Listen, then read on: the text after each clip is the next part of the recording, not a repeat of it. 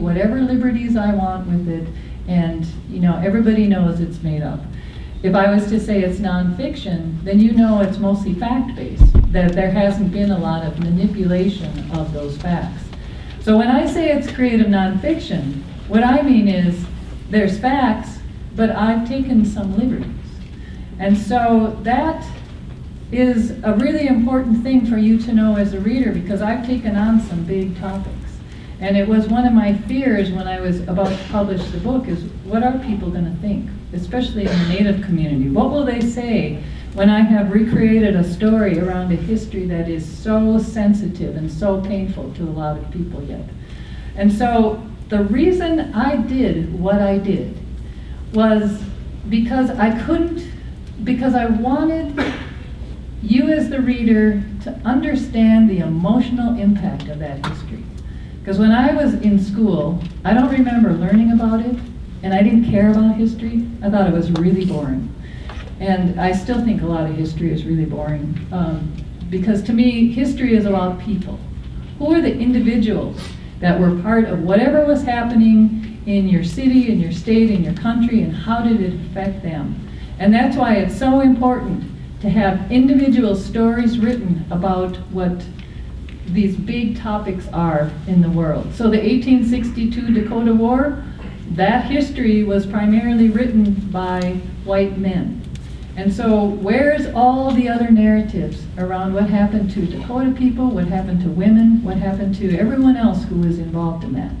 And so that first story, this story around Rosalie, what I did was a huge amount of research around the war, so that I understood just what was in print, what was on the written record about the war.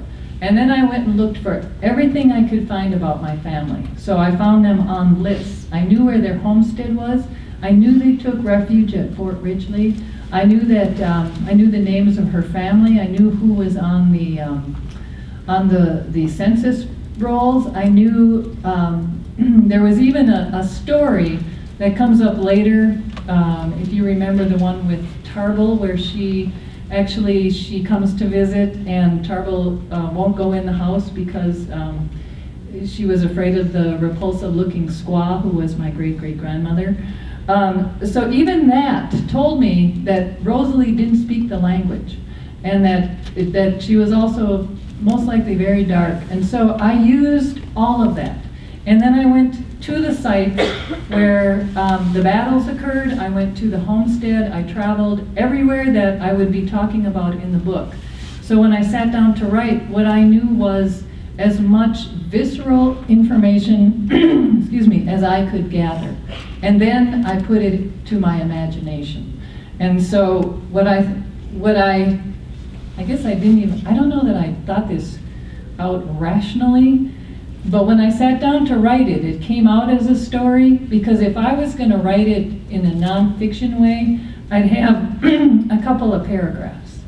But if I could take all of the facts and recreate a story that was plausible, that was based on a lot of research, then to me, I could convey an emotional impact to that story that you wouldn't get out of another format. So it's a little bit risky, because you're gonna read that and you think, well, how did I know what she was thinking? And I didn't really. But what I knew about her is that she was a mother, and she had a large family. And so, trying not to project my contemporary thinking too far back in time, I thought one of the feelings that is universal pretty much among people is that attachment to your children, and as a mother, that desire to protect your children. So I tried to make those recreated stories pretty basic to a human emotion, so that you could have that sense when you read it of what it meant to her to take refuge in that fort, what it meant to her to be surrounded by white people who are feeling terrified and vengeful towards Native people at that point. So that was part of the decision that went into making that process, or that to using this form. A lot of those pieces got written as I had the experience or the trip. So in other words, I didn't really know what the form was going to be. I didn't know how it was all going to go together. And so part of what you do when you're writing is trust the process. You just trust that whatever you're being drawn to is for a reason. And this is a hard thing to do because it gets pretty chaotic for a while.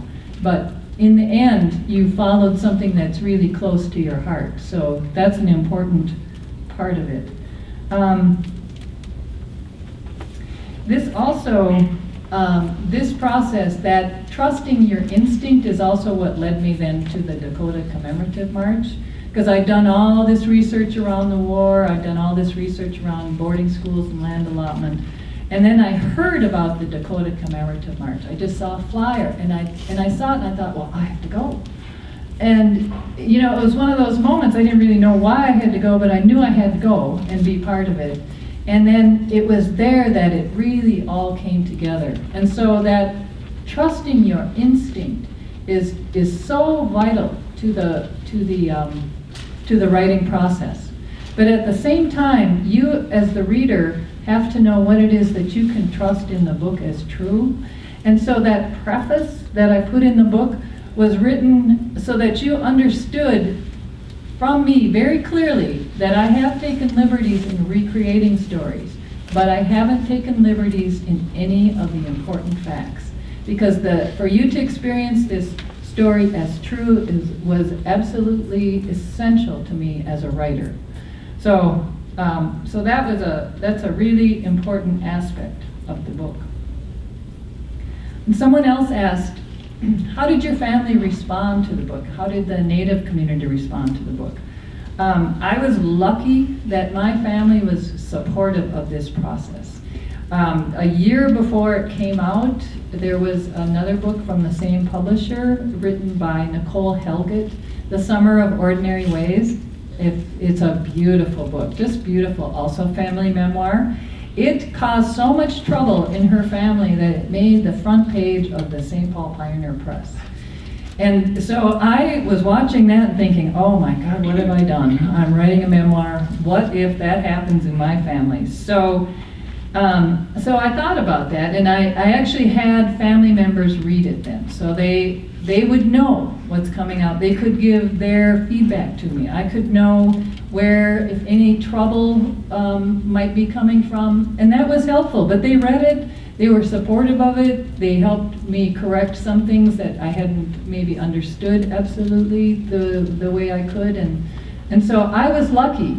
But it's a really challenging thing to write about your family while they're still alive. I entirely encourage it, but you know, you got to be careful because you don't want to go and inflict pain if you don't have to. You don't want to write it seeking vengeance for things that happened in your childhood, but at the same time you want to do truth telling. So it's a tricky balance. The community response was also supportive, very positive.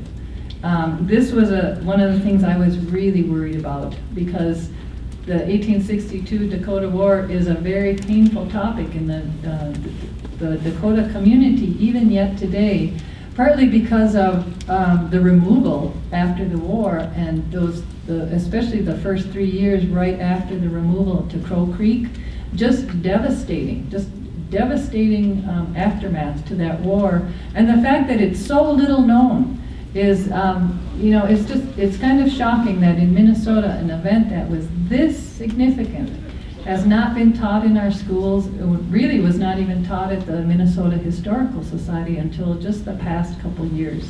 So you have to think, who stood to gain from that silence? Why was this history just covered up?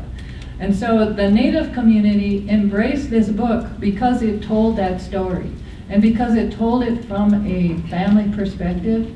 And I had no intention of speaking on anyone else's behalf. All I wanted to say was, I wanted to understand what happened to my own family. I went into it just trying to understand actually how my mother was left at boarding school, and it led me all on this long journey to look at really how assimilation has worked in this country. So the fact that it was a book that was telling that story about how families have been affected, then it meant something to people. And I thought, when I wrote it, that my family was the only one, that we had made these choices that compromised our cultural identity. I thought, well, everybody else kind of has it together and, we let it go. But then I was at an event for a group of people on the march, about 60 people, Dakota people in a room, and Clifford Shanku, a spiritual leader, was talking to the group, and he asked, well, how many of you learned about this growing up? And I thought, well, these are all, really educated, smart Dakota people, but not a single one raised their hands. And you think, for a history that has had that much impact on who Dakota people are, not a single person could raise their hand and said they learned that history growing up. They all had to get it later on in college, like you are, or later on in their own lives. And so this book, then what I learned was this is a really widespread story. And so to me, this 2012 year is an opportunity for education, because people are paying attention to the history. They're interested in it. The Star Tribune did that great 6-part series, which certainly laid a good foundation of knowledge around the war itself. And what really comes, what's equally important is all the years leading up to that, and then the aftermath, the 150 years since then. So I'm profoundly grateful for all the work and to have opportunities like this one to talk more about the impact of that history. And so the question, do you believe Indian culture should be taught more frequently in Minnesota schools? Absolutely. I think that before we can get to any conversations about how we reconcile this history, we have to know that it happened. You have to know that it's part of our Minnesota legacy, that this has been passed on from one generation to the next for many years now. And that without that understanding, without that empathy between cultures, then what happens is you end up with stereotypes. You end up with mascots. You end up with Native people being defined as statistics, for the high rates of alcoholism, diabetes, suicide. And instead, what you don't see is what the culture really is. So the Dakota people have been in Minnesota for thousands of years, and have made, Native people in general have made really significant contributions across farming, government, arts, agriculture. The next time you have corn or a tomato or a potato, you can think about those being native foods. So I absolutely believe that education is our first most important step to take with this history. And someone asked, through the research, what is the one thing you felt was most interesting? So one of the things that I came across that helped me reconcile what I was doing by recreating stories was the idea of blood memory. So that even if you've lost those literal stories in your family, even if you can't trace back as far as you wish you could, I do believe that even within your DNA, within your genetic bloodline, that connection remains. So that if you spend the time doing your family history, revisiting the places, getting to know your ancestors again, I do believe that you rebuild that connection, that blood memory of what's happened. You feel it when you go someplace you've never been before, but it feels familiar to you.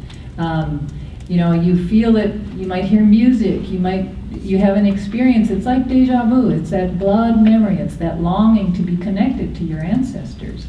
And so one of the things that we've been cut off from, I think, across the board in this country is that connection to our family histories, to our, to whatever reason it was that brought your family here, whatever experiences they had, those are important to you in your life. That's what brought you here today, to become the person that you are. And so without knowing that, you can't really understand your own life because you don't see the legacy that you're carrying. And that brings me back then to that question I hope you've all been thinking about, which is, what is the most important point that the reader should take away from this book? And I'm just curious, what did you get out of it, if anything? Or nothing? But hopefully something.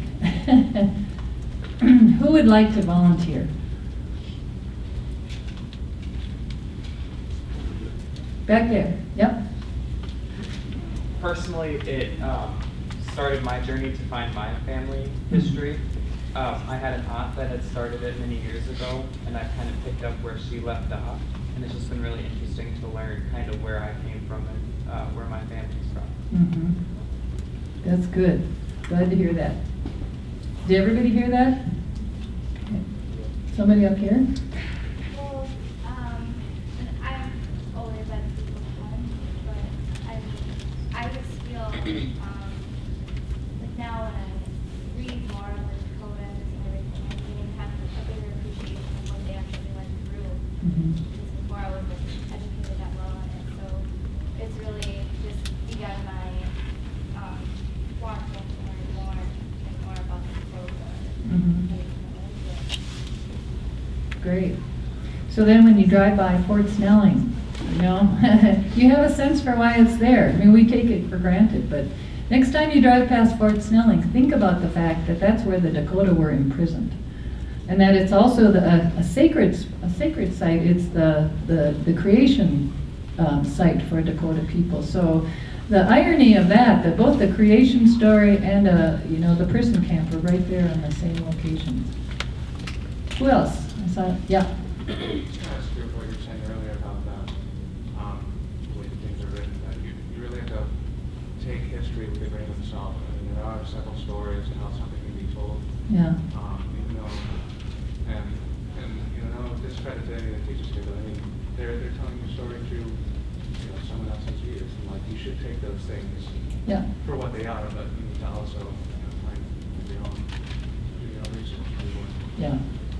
And always ask yourself when you pick up a book, who is telling me this story? You know, and what's their contract with me?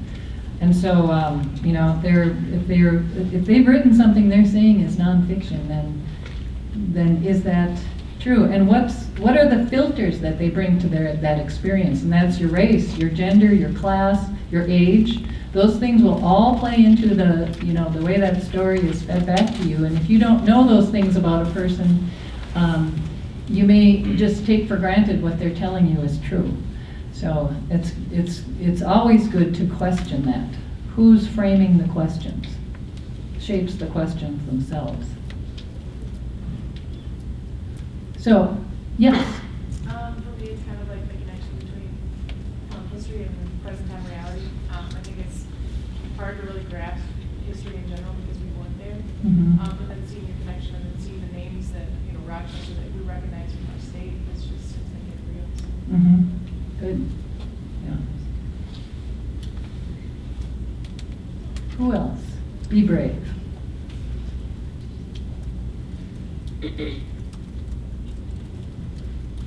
So what, can I ask, which sections did you enjoy reading, or which section were the most difficult? Any thoughts there? See, this is my opportunity to find out from you guys how it worked. Yeah. We talked about it in class actually, but it seemed like the first book was harder to get through because it was so scattered and so sporadic. There wasn't this real like glue holding it together. And then when you get to the second half, it was more factual, straight up stories. Mm-hmm. It seemed like there was a clearer order of it. Yeah. I feel like that was kind of a testament to you looking for all the information in the first half, putting it all together, and then having it come together in the second half. But that's kind of Yeah, that was good. I was asking, she was giving me feedback about the first book was easier, or was harder to follow because of the form of it, and then the second book was more factual. And so did other people have that kind of feeling? Was it harder to follow that first book? Yes. You agree? Oh, yeah. Okay. I can tell you a little bit about, oh yes. I was just gonna say, for the first part, our class kind of talked about how, like, it was like, how, like, it went from the story about, like, Ahmad to, like, your story. Mhm. Like, that was kind of intentional, and we actually, like, appreciated that a lot. Like, Mhm. I felt like we kind of gave you, like, more, like, feedback, and just kind of, we liked it, or I liked it. Mm-hmm. Yes. Yeah, when you lined up your story with your ancestor stories and made the connections, made it more interesting for me. Okay. Yeah. Good. Okay. So, yes. Other thoughts? So I'm going to tell you a little bit about the form of it then, because it was really tricky to put together, and it took me a few years to think about how it could go together, because I had the story that I was researching, so what I was doing, so a timeline that went back in time, and then the story of the 1862 war on forward that went forward in time. And so the challenge of putting those two timelines together kind of made me crazy, because I diagrammed something out and it wouldn't work, and I tried something else and it wouldn't work. And finally I read Jeffrey Eugenides' Middlesex. You guys are familiar with that? He did kind of the same thing. It was a novel written that reads almost like a memoir, but he put his story in with his ancestor's story. And what that allowed me to do was tell that story about assimilation moving forward, but by starting it with my story and popping in, it kept that as it brought them together. And, depending on how you like to read it, that's why it came together the way it did. And when I turned it into to the editor, the manuscript, she read it and she said, well, really like the idea. We're interested in publishing it, but it's not quite there yet. So I took it back and I worked on it, and I kind of changed that. So I reversed things and reorganized it and gave it back to her, and she read it and she said, well, we're still really interested in publishing it, really like the concept, but this one actually works a little less than the first one. So then, so then I started reading books, a lot of fiction actually, to see how they did it. So, like between chapters, how did they organize their chapters? How did they organize their paragraphs? How did they hold dramatic tension? How did they go from one idea to the next idea, and worked through it one more time, going back to kind of the original format? And then, finally, after a year, it was accepted. So it was a real battle to get that one out. But form is one of those things you don't really learn in writing classes. It can't. I don't know if it can be taught, because it kind of emerges from the material. So that was a battle. So what other questions do you have? What questions didn't I answer that? Yeah.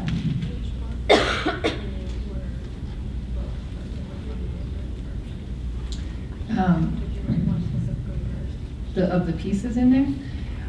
The story about my mother being, when she was 14 at boarding school, that was the story that she told me when I was growing up. And so that story was the first thing I sat down to write when I was even thinking about writing anything. It was the one I carried. I couldn't understand how it happened. I couldn't understand how she survived 2 years at a boarding school away from her family at that age. So I wrote that story, and then I gave it to her to read, because I thought, well, if this is going to go anywhere, she has to be supportive of it. It has to not, she has to be behind it. So she read it, and she's not a big storyteller, so all she said to me was, well, that feels right. And to me, that was the green light. I could go ahead, I could actually do the work, and then I would show her everything that I wrote, and it got written in a very kind of sporadic manner, so it depended if I got, maybe I got a research grant, so I go out to South Dakota and do a ton of research and write stories as I was traveling, like the story about Buck Mullen, the guy I met at the bowling alley, things like that. And then without knowing where any of it was going to come together. So I wrote it as I went, and then afterwards, when I had all the material, I had to look at it, and I finally understood what I'm trying to tell is the story about how assimilation has worked in this country. And my family is simply the vehicle. And fortunately, they were okay with having that story told. But it's not always easy to acknowledge that you're part of that whole history, and then also some of the decisions that your ancestors have to make don't, in hindsight, always look that good. So, you have to be willing to embrace the dark side of your family too. But that's some of the interesting stuff, I have to say. What else? What other questions do you have? Yeah. Was there ever a point while you were writing or researching that you kind of just wanted to give up, or had just had enough? Daily? Too much? Yeah, she asked, did I ever think about giving up? Oh, I wanted to give up badly, often. And part of it is writing memoir about your family is really hard. Writing about this history, I was really afraid, I could get in a lot of trouble. I wasn't comfortable writing about culture. I just, I'd never written a book, so who was I to be writing a book about? I do it all the time. And I think most writers I've talked to battle that. It's the editor, it's the fearmonger, who are you to be writing this? And so you just put that one in the closet, leave the door locked, and you just have to sit down and keep going. But there were long periods of time that I wasn't working on it, and part of it was just processing. Like, this is what I'm finding out, this is how I feel about that, and so that can be how it goes with memoir, that you're processing your own life, really, and then your family, and then however else you go, but it's hard work that way. So yeah, there's a lot of fear, and even when I wrote the second book, your fear changes then. Oh, I wrote a first one now, how am I I don't remember how I did that. How do I do it again? So yeah, you just have to, because you're being, you're putting yourself out there. So, are you a writer? Okay, that's where it starts, yeah. Yeah, don't let discouragement be a factor. It's just part of the process. Yeah. Yeah. I'm kind of speaking on behalf of our class. We had this discussion. We're wondering at the bottom of page 97, when they're getting ready to leave, it says, "Ma, this is our ticket out of this hellhole," and you use language such as "asshole of the nation." Just down on their left, mixed blood, white trash. What made you choose those words? Because white trash and those are more of a modern term that we use. Yeah. So what made you use that? That was actually quoting family. So the asshole of the nation was my grandmother's phrase. Rapid City is a really racist city. That's where that tension between the Lakota and whites is really strong. At least certainly back then. I hope it's improved. And then the white trash reference, actually that was my mother. Yeah, she wanted to shock me one day when I was, trying to ask for all these details, and she just looked at me and she said, "We were white trash." So, so that's where that reference comes from. And that, that kind of, it was, references like that, small details, what they ate, what they wore, the letters, I tried to incorporate as much back to what I had actually been told as I possibly could, so that it was very true to their experience. So that's my family. Yeah.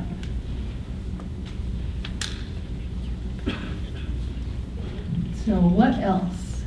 What else has your class said? Yes? How has the rest of your family taken your research and stuff? My mother's family was really good about it.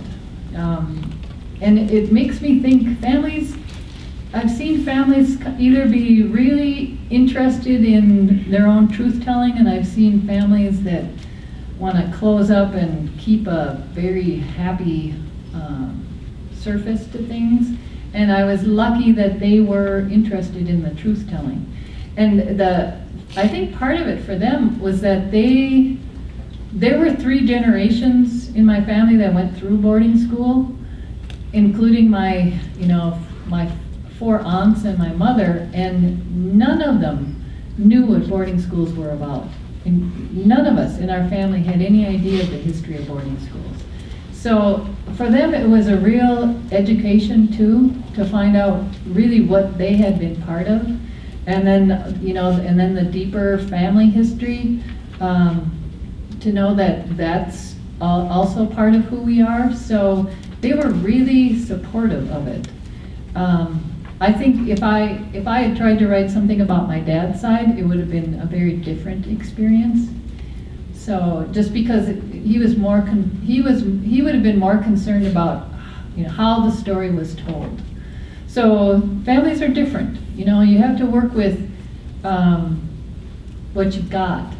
Like that story I mentioned, Nicole Helget's Summer of Ordinary Ways. We have no idea really what she was trying to do with her book. I have no, and in any family, who can really say what the truth is? And so it's interesting to me just to look at how her family responded, and we can only speculate what her intention was. And so it's not meant to be discouragement about writing about your family, because sometimes the best thing you can do for your family is some truth telling, and sometimes you're in that uncomfortable position of being the truth teller. But then there's writers like Augustin Burroughs, and he wrote Running with Scissors, and I was listening to an interview that he was doing, and somebody asked about that scene where he's running with scissors, or his dad is chasing him with a pair of scissors in his hand. And, kind of a brutal scene. And so what was shocking about that interview to me was that he wrote it, and it didn't really happen. His response was, well, it could have happened, meaning his dad was that kind of person. But if you're writing a memoir, people are going to assume, okay, this is that contract, you're writing things that really happened. That didn't really happen. So you see where that line gets really tricky in what Augustine was saying about his own life, but then what I was trying to do in this book about earlier ancestors. It's a very fine line that you walk around truth-telling.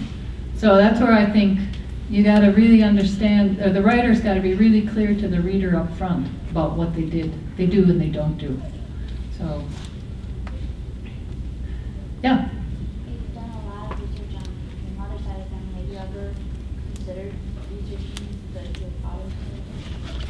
Yeah, she asked about researching my father's Swedish heritage, and I'm certainly interested in that side as well. The reason I haven't is that because the European history has been told and documented so much more in this country. The history around my mother's family and the sense that she was silenced in the telling of it, I found very compelling, and a much greater need, certainly even within our own family, to understand the side that had been silenced. And then as I got further into it and began to understand that this silencing of the stories really comes out of oppression, then I felt, well, to not speak up about this, I felt like I would be complicit then with what people had done, governments in past years. And so part of this book was speaking out against the injustice of the past 150 years. But that, I'm still interested in it. I'd still like to go to Sweden someday. Yeah. Do you feel like you found what you were looking for? do I feel like I found what I was looking for? The biggest thing, the biggest question I had starting out was about my mother's story. Trying to understand why was she left? How did that happen? How did my grandparents do that? And then wanting to give that back to her in a way. And so I wrote the book for her, so getting, that it became my journey as well was not, I guess that grew out of that question. And then it brought me to the place where I thought, well, what I really want to do with my life now is that reclaiming of what was taken away. So it then shaped what I do for work. I work for a nonprofit farm called Dream of Wild Health, and we have, it's actually a native-owned nonprofit with a farm in Hugo, and we do a lot of educational programs for native teens where they come out and they learn how to grow and cook and sell organic produce that we bring down to the farmers markets for the native community. And we also have a large collection of old rare seeds that have been grown by native families and tribes for hundreds of years. So it shaped my life in a way that I would not have. I certainly had no idea going into it. I didn't anticipate necessarily ever writing a second book. I could only think about how would I ever get one done. So it's when you put faith in the process, when you trust that process where it takes you, then it can actually shape your life in surprising ways. So you may end up a writer. You could end up, it could change the kind of work that you want to do because you have an understanding of who you are that goes far beyond just your understanding of your immediate life. So I encourage all of you to do that work of finding out who your families are, what brought you here, what your history is, and don't wait because you lose relatives. People leave all the time. Even so many of the people that I interviewed in this book are no longer with us. And the interview I had with my aunts, 3 of them, there's only 1 of the 4 left. And I think, wow, if I hadn't just taken the time when they were available that one day, I wouldn't have that record. I wouldn't know what that meant to all of them. It would be another lost chapter in our family. So it's a responsibility that we each carry, each generation, for maintaining who your family is. And your life contributes back to who your family is. And so in the Native community, a lot of times they won't ask you who you are, they'll ask, who is your family? And then they'll make that connection. So part of what you're doing is contributing to that family story, that family identity. So it's your watch coming up. And that, I'm understanding, is all the time we have today. But I thank you for your questions.